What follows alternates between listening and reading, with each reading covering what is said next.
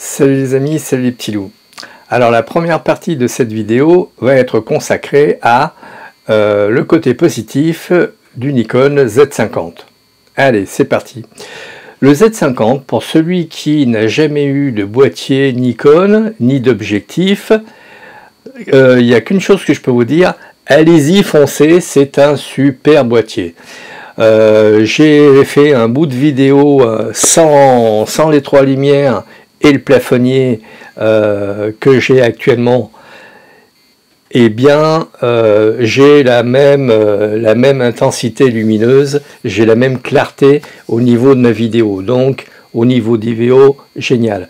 Au niveau photo, j'allais dire que c'est presque du HDR, sans le HDR.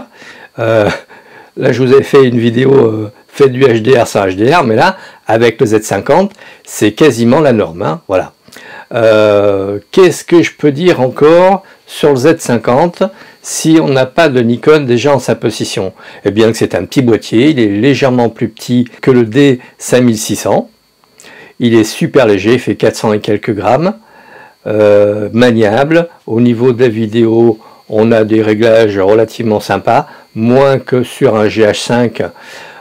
Mais bon, j'allais dire que on n'est pas dans la même catégorie de prix, ni dans la même frange d'utilisation de boîtier. Le boîtier GH1, je considère que c'est un boîtier professionnel pour faire de la vidéo.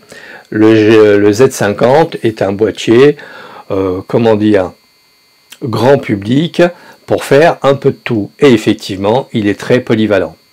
Maintenant, je vais vous laisser la place au côté détracteur de la chose. Alors, je tiens à souligner aussi également que il faut remercier Nikon d'avoir fait un tel petit boîtier qui est relativement très sympa, qui filme en 4K, 30 images par seconde. C'est vrai que j'aurais eu ça à mes débuts. Peut-être que je n'aurais pas acheté le GH5 avec l'obligation d'avoir des optiques en double par rapport à ma panoplie Nikon. Voilà. Maintenant, on va laisser place au côté un peu négatif de la vidéo. Donc ceux qui n'ont jamais eu de Z50, les débutants, eh bien allez-y, achetez le Z50, c'est une bonne affaire. Pour ceux qui ont déjà toute une carrière d'objectifs, mon avis va être plus mitigé, plus partagé. A tout de suite.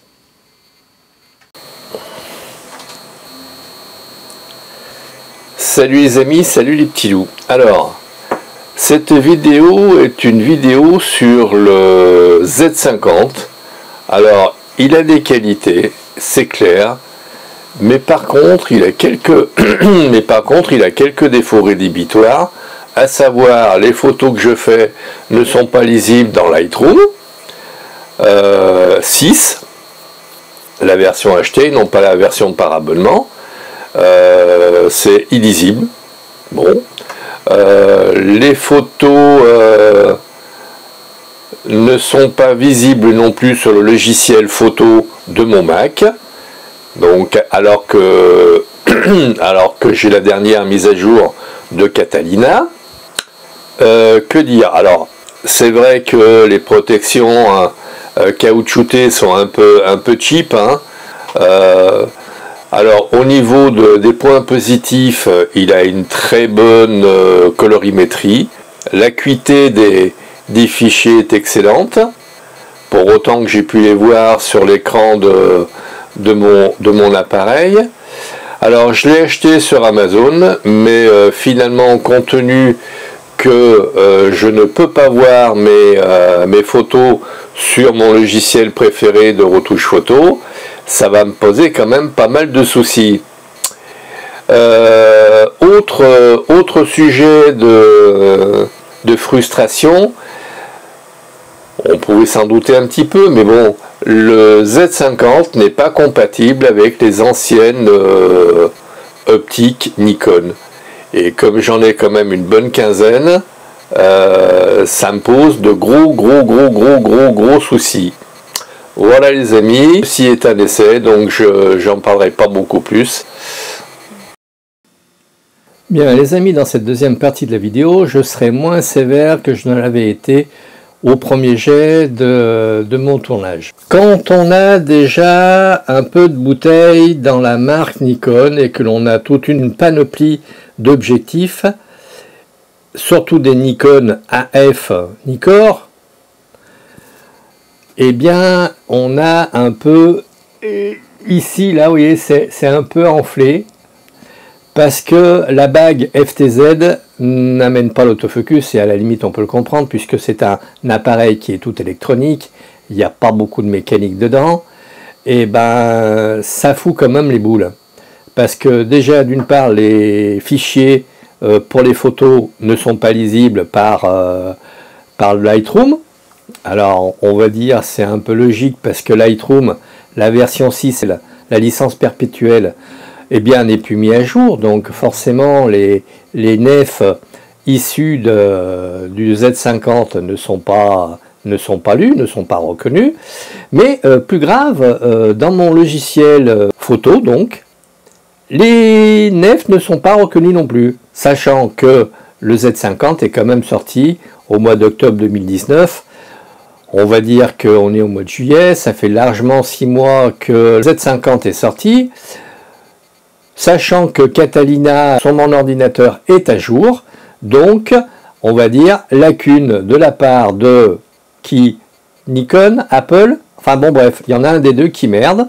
Donc là, c'est pas un bon point, parce que j'allais dire qu'on va pas, alors acheter la version par abonnement chez Adobe, c'est une grosse arnaque, sachant que à 12 € et quelques, et donc ça vous fait 144 € par an, ça veut dire qu'à chaque fois, chaque année, vous achetez le logiciel. Donc, pour moi, il est hors de question de tremper dans cette magouille. Donc, j'ai la version 6.0 de Lightroom qui fonctionne à merveille. Alors, par contre, effectivement, avec la combine de converteurs DNG converter, on peut convertir nos fichiers NEF en DNG. C'est moins pire. C'est moins pire.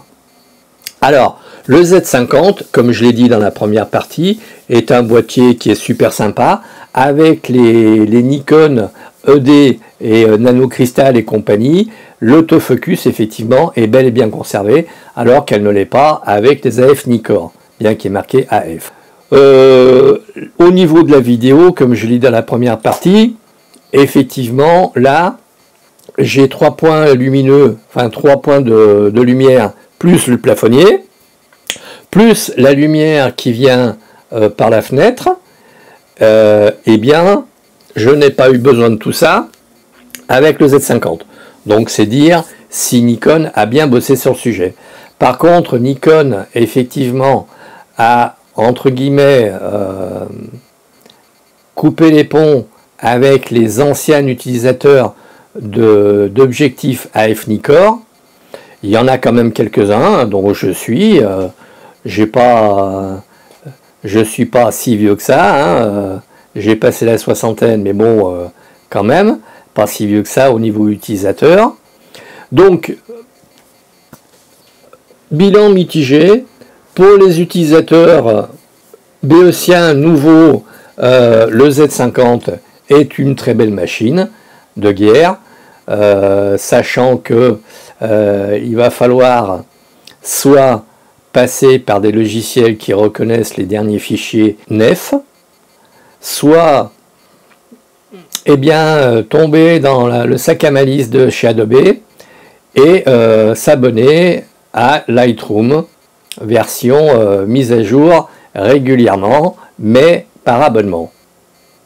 Ou trouver un autre logiciel qui puisse traiter style les logiciels open source qui sont gratuits. Que dire de plus?